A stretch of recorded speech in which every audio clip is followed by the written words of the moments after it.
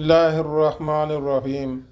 हमेशा सच बोलो ताकि तुम्हें कसम खाने की ज़रूरत ना पड़े।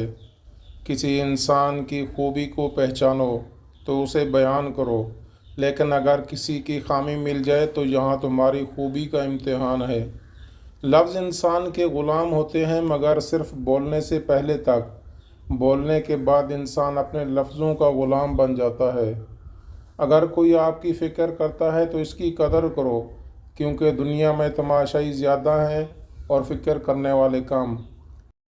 दोस्त को दौलत की निगाह से मत देखो, वफ़ा करने वाले दोस्त अक्सर गरीब होते हैं। तहम्मुल इख्तियार करो, अपने दुश्मन पर गलबा पा लोगे।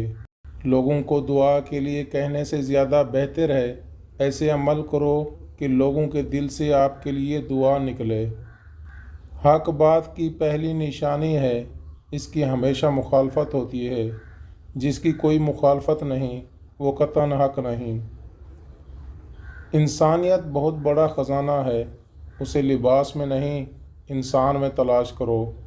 इंसान की असल मौत तब होती है जब वो किसी के दिल से निकलता है।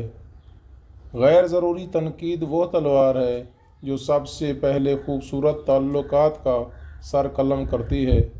खामोशियाँ ही बेहतर हैं साहिब, लफ्ज़ों से लोग रूठते बहुत हैं। अपनी ज़िंदगी में हर किसी को अहमियत दो।